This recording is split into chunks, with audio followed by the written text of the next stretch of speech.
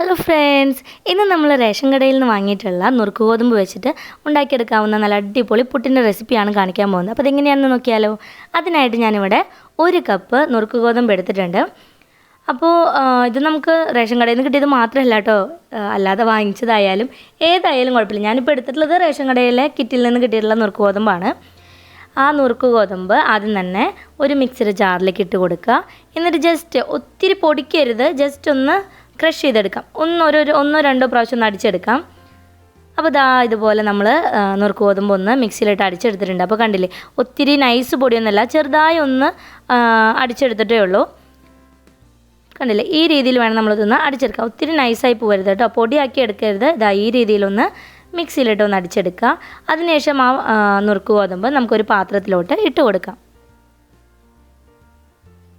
ഇനി നമുക്ക് ഇതിലേക്ക് വെള്ളം ഒഴിച്ച് കൊടുത്തിട്ട് നന്നായി കൈകൊണ്ട് മിക്സ് ചെയ്ത് അതിലെ കരടൊക്കെ ഒന്ന് കളഞ്ഞ് നല്ലതുപോലെ ഒന്ന് കഴുകിയെടുക്കണം. അപ്പോൾ ഇതുപോലെ ഇങ്ങനെ ഒന്ന് മിക്സ് ചെയ്ത് കൊടുക്കുക. എന്നിട്ട് ആ വെള്ളം നമുക്ക് വാർത്ത് കളയാം. അപ്പോൾ കണ്ടോ, അതിലിങ്ങനെ കരടൊക്കെ കാണാനുണ്ട്. അപ്പോൾ അത് നല്ലതുപോലെ ഇത് കഴുകിയെടുക്കണം കേട്ടോ. ഞാനിപ്പോൾ ഒരു 3-4 പ്രാവശ്യമായിട്ട് വെള്ളം ഒഴിച്ച് കഴുകി വെള്ളം വാർത്ത് കളഞ്ഞിട്ടുണ്ട്.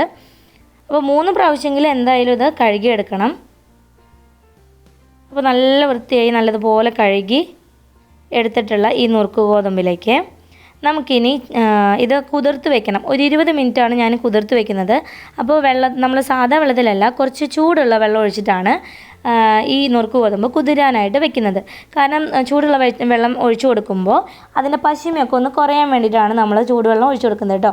അങ്ങനെ അടച്ച് ഒരു 20 മിനിറ്റ് ഇത് മാറ്റി വയ്ക്കാം. അപ്പോൾ 20 മിനിറ്റ് ആയിട്ടുണ്ട്. അപ്പോഴേക്കും അത് നല്ലതുപോലെ കുതിർന്ന് വന്നിട്ടുണ്ട്. ഇനി നമുക്കിത് കഴുകേണ്ട ആവശ്യമൊന്നുമില്ല, ഓൾറെഡി നമ്മളൊരു 3-4 പ്രാവശ്യം കഴുകിയതാണ്. ഇനി നമുക്ക് ആ വെള്ളം ഒരു അരിപ്പ് വെച്ചിട്ട് വാർത്തെടുക്കാം. അപ്പോൾ ഒത്തിരി ഇങ്ങനെ പിഴിഞ്ഞ് കളയേണ്ട ആവശ്യമൊന്നുമില്ല കേട്ടോ, അങ്ങനെ അമർത്തി പ്രസ് ചെയ്ത് കളയേണ്ട ആവശ്യമൊന്നുമില്ല. ജസ്റ്റ് അരിപ്പയിലേക്ക് നമ്മൾ ആ ഒരു നുറുക്ക് ഗോതമ്പ് മുഴുവൻ ഇട്ട് കൊടുത്തിട്ട് ഇതുപോലെ ഇങ്ങനെ ഒന്ന് ആക്കി കൊടുത്തു കഴിഞ്ഞിട്ടുണ്ടെങ്കിൽ അതിൽ എക്സ്ട്രാ കൂടുതലുള്ള വെള്ളമെല്ലാം വാർന്നു പോവും. അത്രയും വേണ്ട, ഒത്തിരി ഡ്രൈ ആക്കേണ്ട ആവശ്യമൊന്നുമില്ല കേട്ടോ. ഇനി നമുക്ക് ആ അരിപ്പ പാത്രത്തിലുള്ള നുറുക്ക് ഗോതമ്പ് മുഴുവനായിട്ടും മറ്റൊരു പാത്രത്തിലേക്ക് ഇട്ട് കൊടുക്കാം.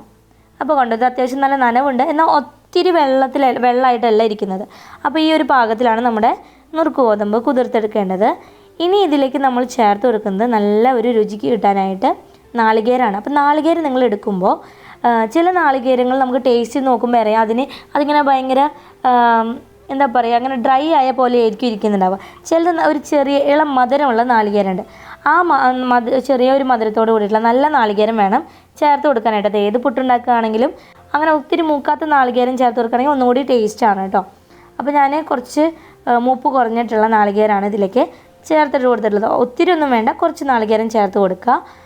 എന്നിട്ട് അതിലേക്ക് ആവശ്യത്തിന് ഉപ്പ് കൂടിയിട്ട് കൊടുത്തിട്ട് നന്നായി ഒന്ന് മിക്സ് ചെയ്തെടുക്കാം. പിന്നീട് ടേസ്റ്റ് നോക്കി ഉപ്പ് കുറവുണ്ടെങ്കിൽ വീണ്ടും ആഡ് ചെയ്ത് കൊടുക്കാം കേട്ടോ. അത് ടേസ്റ്റ് ചെയ്ത് നോക്കിയതിന് ശേഷം മാത്രം എക്സ്ട്രാ ആഡ് ചെയ്ത് കൊടുക്കുക. അതിനുശേഷം നമ്മുടെ പുട്ടുംകുറ്റി എടുത്തിട്ട് അതിലേക്ക് ചില്ലിട്ട് കൊടുത്തിട്ട് ഫസ്റ്റ് ഒരു ലെയർ നാളികേരം ഇട്ട് കൊടുക്കുക. പിന്നീട് അതിന് മുകളിലേക്ക് കുറേശ്ശെയായിട്ട് നമ്മുടെ നുറുക്ക് ഗോതമ്പിൻ്റെ മിക്സ് നമ്മൾ റെഡിയാക്കി വെച്ചിട്ടുള്ളത്, നുറുക്ക് ഗോതമ്പും അതുപോലെ നാളികേരം ചേർത്തുള്ള ആ ഒരു മിക്സ് കുറേശ്ശെയായിട്ട് ഇട്ട് കൊടുക്കുക. ഒത്തിരി ഇങ്ങനെ ടൈറ്റ് ഫിറ്റാക്കി ഇങ്ങനെ അമർത്തി വെക്കരുത്. അപ്പോൾ നമ്മുടെ ആവി നന്നായിട്ട് മുകളിലോട്ട് വരാനായിട്ട് ബുദ്ധിമുട്ടായിരിക്കും, അതിങ്ങനെ അടഞ്ഞിരിക്കും. അതുകൊണ്ട് പതിയെ ഇങ്ങനെ ഇട്ട് കൊടുത്താൽ മാത്രം മതി. അങ്ങനെ മുഴുവനായിട്ട് നമ്മൾ നാളികേരവും അതുപോലെ ഒരു ലെയർ നാളികേരം, ഒരു ലെയർ നുറുക്ക് ഗോതമ്പ്, അങ്ങനെയായിട്ട് പുട്ടുംകുറ്റി മുഴുവനായിട്ട് നിറച്ചിട്ടുണ്ട്. പിന്നെ ഞാൻ ഒരു കുക്കറിൽ വെള്ളം ചൂടാക്കാനായിട്ട് വെച്ചിട്ടുണ്ടായിരുന്നു. ഇപ്പോൾ കുക്കറിൽ നിന്നും ആവി വന്നു തുടങ്ങിയിട്ടുണ്ട്. പുട്ടുംകുമ്പത്തിലാണെങ്കിൽ പുട്ടുംകുമ്പത്തിൽ വെള്ളം ചൂടാക്കുക. എന്നിട്ട് നമുക്ക് ഈ ഒരു പുട്ടുംകുറ്റി അതിൻ്റെ മീതേക്ക് വെക്കാം. ഇപ്പോൾ ഇത് ഞാൻ കുക്കറിൽ വെക്കുന്നതുകൊണ്ട് കുക്കറിൽ നിന്നും ആവി വന്ന് തുടങ്ങുമ്പോൾ അതിന് മുകളിലായിട്ട് നമ്മുടെ പുട്ടുകുറ്റി വെച്ചിട്ട്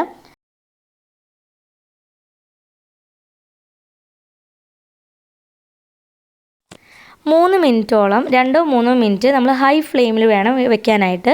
ഹൈ ഫ്ലെയിമിൽ വെച്ചതിന് ശേഷം നമുക്ക് തീ ലോ ഫ്ലെയിമിലേക്ക് മാറ്റണം. 3 മിനിറ്റിന് ശേഷം തീ ലോ ഫ്ലെയിമിലേക്ക് മാറ്റുക. എന്നിട്ട് തീ ലോ ഫ്ലെയിമിലേക്ക് മാറ്റിയിട്ട് ഒരു 10 മിനിറ്റ് നമ്മളിതൊന്ന് ആവി കയറ്റിയെടുക്കണം. നുറുക്ക് ഗോതമ്പായതുകൊണ്ട് നല്ലതുപോലെ ആവി കയറി കുക്കാവേണ്ടതുണ്ട്. അതുകൊണ്ടാണ് ലോ ഫ്ലെയിമിൽ 10 മിനിറ്റ് വെക്കാൻ പറയുന്നത്. 10 മിനിറ്റിന് ശേഷം വീണ്ടും ഹൈ ഫ്ലെയിമിലേക്ക് മാറ്റിയിട്ട് ഹൈ ഫ്ലെയിമിലേക്ക് മാറ്റിയിട്ട് വീണ്ടും 2 മിനിറ്റ് വെയിറ്റ് ചെയ്യുക. അപ്പോഴേക്കും നമ്മുടെ പുട്ടുംകുറ്റിയുടെ മുകളിലൂടെ ആവി നന്നായിട്ട് വന്നു തുടങ്ങുന്നുണ്ടാവും. അപ്പോൾ നമുക്ക് തീ ഓഫ് ചെയ്യാം കേട്ടോ. അപ്പോൾ ഇത്രയും ഈ ഒരു 10 മിനിറ്റ് നമ്മൾ 10ഉം പിന്നെ നമ്മൾ ആദ്യം ഒരു 2 മിനിറ്റ്, ഒരു 14 മിനിറ്റോളം നമ്മൾ ഈ ഒരു സംഭവം ആവി കയറ്റി എടുക്കുന്നുണ്ട് കേട്ടോ പുട്ട്. അപ്പോഴാണ് നല്ല രസമായിട്ട് നമ്മുടെ നുറുക്ക് ഗോതമ്പ് കുക്കായി കിട്ടുക. ഇനി നമുക്ക് ചൂടോടുകൂടി തന്നെ നമ്മുടെ നുറുക്ക് ഗോതമ്പിൻ്റെ പുട്ട് സെർവ് ചെയ്യാം. കണ്ടോ, നല്ല അടിപൊളി പുട്ട് വരുന്ന വരവ് കണ്ടോ, സൂപ്പർ ടേസ്റ്റാണ് കേട്ടോ ഇത് കഴിക്കാനായിട്ട്. നാളികേരം കുറച്ച് കൂടിയാലും ടേസ്റ്റ് കൂടുകയുള്ളൂ. എല്ലാവരും ഒന്ന് ട്രൈ ചെയ്ത് നോക്കുക. ഇഷ്ടപ്പെട്ട് കഴിഞ്ഞാൽ ലൈക്ക് ചെയ്യാനും ഷെയർ ചെയ്യാനും കമൻറ്റ് ചെയ്യാനും മറക്കരുത് കേട്ടോ. Thanks for watching.